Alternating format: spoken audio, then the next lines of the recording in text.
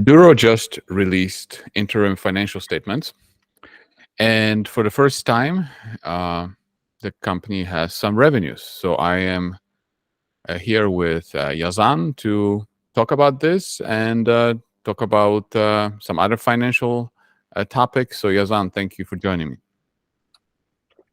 Thank you for having me. So let's dive into it. So I guess, first of all, it's good to kind of see what I think Mina was referring to in the financials, that they're going to see the first revenue, and it's not significant. It's about $58,000. But if you can scroll down, and this is, you're showing on the screen the amount. So if you can scroll to note 14, so that we can see what is this revenue relating to, because it's equally important.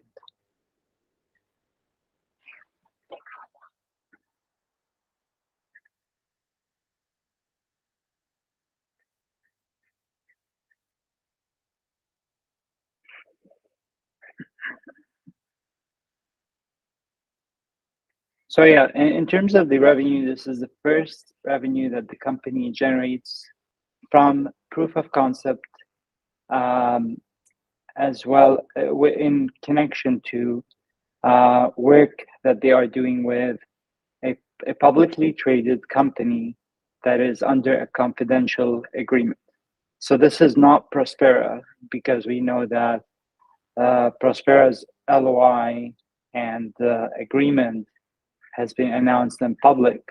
So this refers to the HPU vertical, so the heavy to light oil upgrading vertical, where they started generating revenue from some proof of concept or some work that they're doing on the HPU vertical. Again, it's coming out of... Is it like testing? Most likely it is. I mean, clearly they're very caveated in what they can say when they say it's a publicly traded company, that they can't disclose the name and further details. So I'm pretty sure it has to do with testing, but it's a bit speculative at this stage. Okay. And I think if you want to move back to, let's talk about also the other topics I wanted to cover were their monthly burn. So if you go back to the income statement,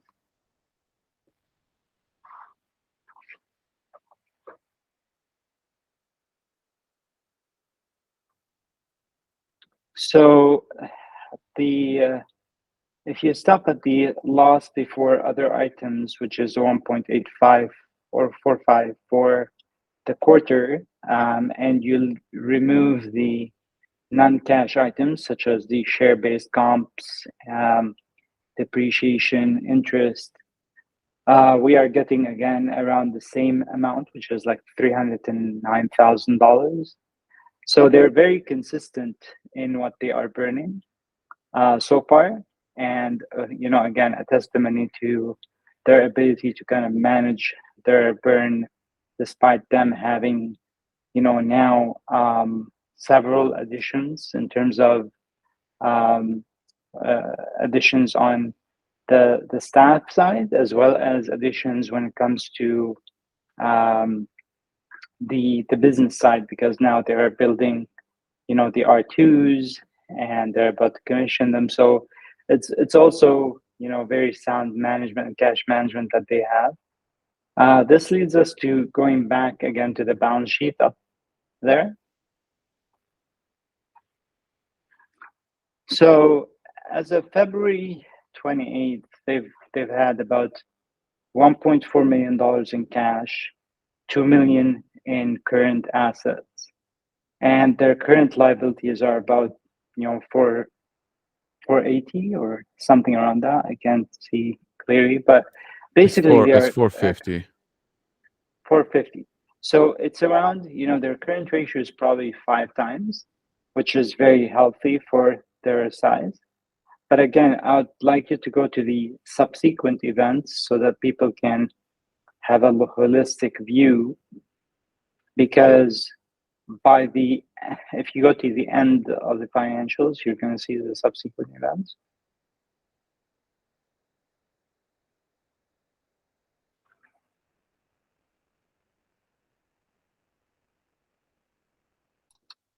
Yeah, in the subsequent events, they mentioned the private placement and they mentioned the warrants. So this is the around $4 million that they raised at 93 cents in April, which closed April 3rd. So post the close of these financials.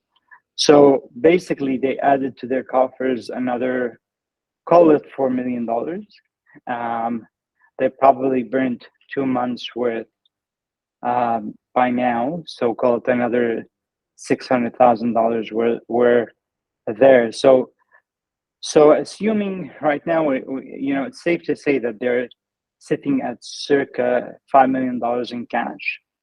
But also there are some more warrants that are coming in, and the warrants are the 80-cent warrants that are, in my opinion, offering great opportunity for those that missed the private placement.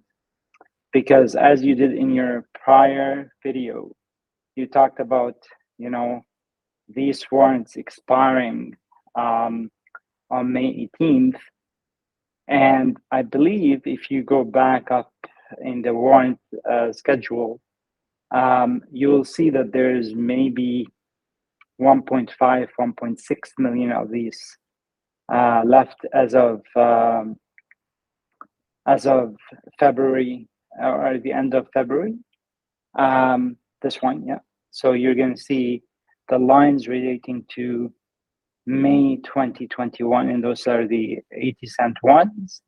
So there's 1.454 and there's 124. So if you sum them together, you're going to get about 1.56 million, of which another 400 got exercised, 460 got exercised post the financials.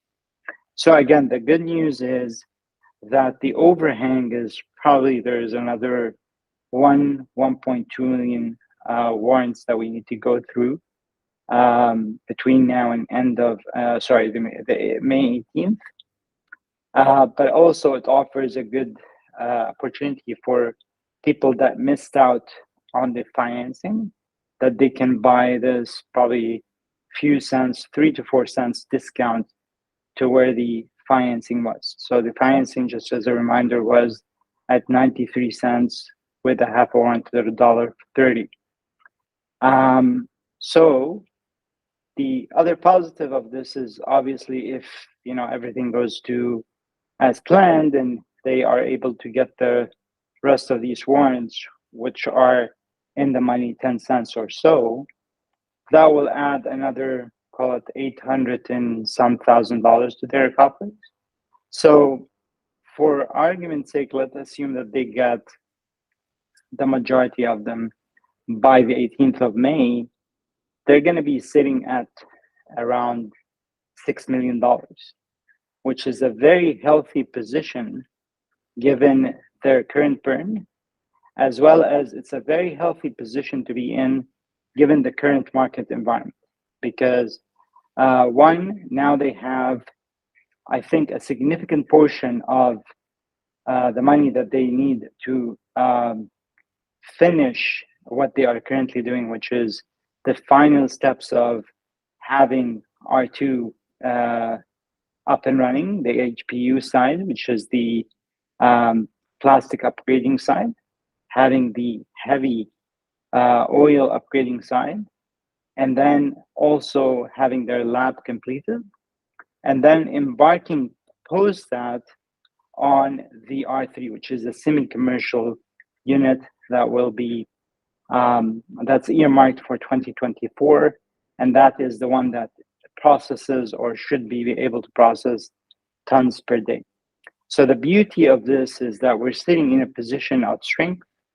The company has a lot of room, and what I also like about this is the fact that now they have quite a bit of breathing room to see, to talk to the different players. Now, if we notice, this is revenue coming from left field, in my opinion, because this is from the HPU side, and it's not from Shell, it's not from Prospera, it's not from the other players that are waiting for the R2 to be up and running. So it gives us a synopsis that these guys, what they said in their financials or in their projections has a lot of margin of safety. So, which is very healthy. Again, this is only a 55 million Canadian market cap, less than 50 million US, 40 million US valuation. So when you see this, you feel very comfortable because of the amount of cash they have, because of the amount of, the kickoff of certain things that are just around the corner. And the other thing that I saw, and I need to kind of dig into where I saw it in the MD&A, but they also mentioned about their grant that they got from the $1.1 million grant. So again, we know that they're going to get non-dilutive funding that will support the process. So overall, I'm very happy with the progress. All right, perfect. Thank you for doing this. Thank you so much, Marish. Have a good one.